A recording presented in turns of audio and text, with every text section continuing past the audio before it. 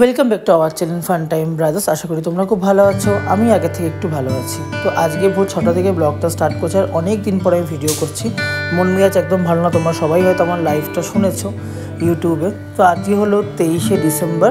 তো আজকে মায়ের শ্রাদ্ধানুষ্ঠান বাড়িতে। তো তোমাদের সাথে শেয়ার করে ভাবলাম, এটা সেভাবে শ্রাদ্ধ বাড়ির কোনো ব্লগ বা এরকম কিছু না। আমি যেহেতু আমার ডেইলি ব্লগ সারাদিন যা হয় তাই দেখাই, তো সেই জন্য তো সকাল থেকে ব্লগটা শুরু করেছে। চলো তোমাদেরকে মাকে দেখাচ্ছে। এখানে শ্রাদ্ধের সব জিনিসপত্র আছে। কালকে তো ঘাট কাজ হয়ে গেছে। তো কলার খোল আছে, এই যে মা আর মায়ের পদচিহ্ন। তো আমি এগুলো এক্ষুনি সাজাবো। আর এই খাটেই মা সুতো দেয়, এই খাটেই শ্রাদ্ধটা হবে।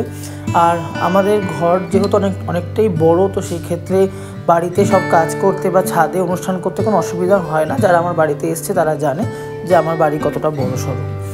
তো এই মায়ের ছবি তোমরা দেখে নাও। একটু পরেই মালা ঠালা পরাবো এবং ভালো করে সাজাবো। তো সঙ্গে থাকো, পুরো ব্লগটা দেখো।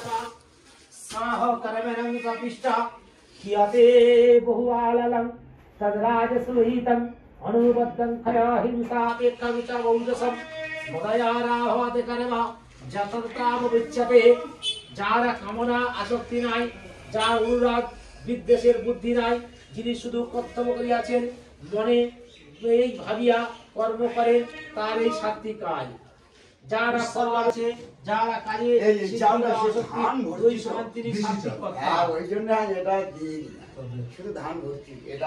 যিনি বিষয়ে অসক্ত, যিনি কর্মের ফল চান, তিনি লোভী, হিংসুক, শরীর, মন মানে অপরিত্য বা ধীতির 3 প্রকার ভেদ কি তাহা পৃথক পৃথক করিয়া ভালোভাবে বুঝাইয়া দিচ্ছে।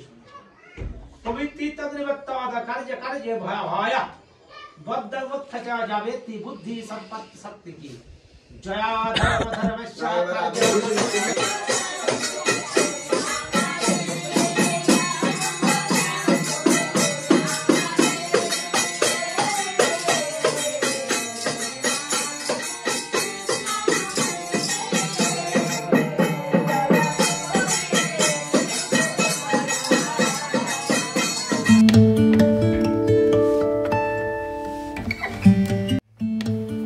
আর আজকে আমাদের নিয়ম ভঙ্গের অনুষ্ঠান, মানে মৎস্যমুখী বা আশপান্না যেটাই বলা হয়।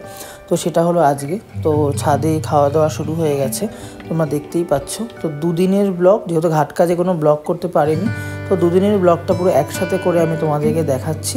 তো দেখতে থাকো, আর একদম লাস্টে গিয়ে আমি তোমাদের সাথে সমস্ত কথাটা খুলে বলছি।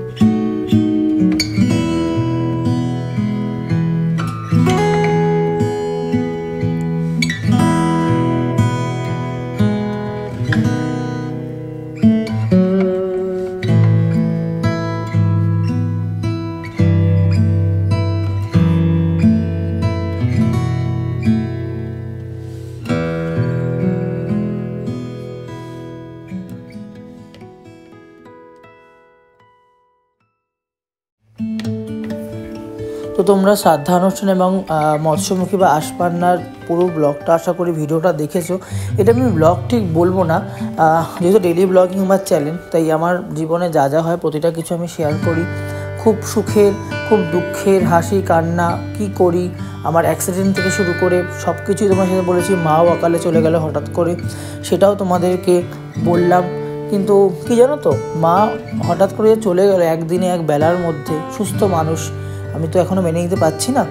তো আমি মানে এটা খুবই আমার দুর্ভাগ্য যে আমি মায়ের সন্তান হয়ে মায়ের শ্রাদ্ধে খাবার খেয়ে, যেহেতু আমি খেতে পারিনি, কিন্তু একটুখানি হলেও তো খেতে হয়, সেক্ষেত্রে আমি মানে নিয়মটা করতে হয়, তো সেটা করেছি। আমি চাইনি এটা কোনোদিনই, কারণ মাকে তো আমরা খুব ভালোবাসতাম, মা সেটা জানে খুব ভালো মতন। তো এটুকু তোমাদের সাথে শেয়ার করলাম। আর স্টিল ছবিগুলো আমি যা কাজের মধ্যে তুলতে পেরেছি এগুলো তুললাম, কারণ কী জানো তো, শহরাঞ্চলে মানুষের অনেক লোক থেকেও থাকে না, তো সেইটা হয়েছে আমাদের দশা। তো যাই হোক, আমি দিদি মিলে পুরোটাই করে নিয়েছি, আশা করি মাও সন্তুষ্ট হয়েছে। এবং মা যেখানেই আছে আমার পাশে আছে, যেখানেই গেছে, যদি পাশে থাকে বা দূরে থাকে সেখানেও মা দেখে খুশি হচ্ছে।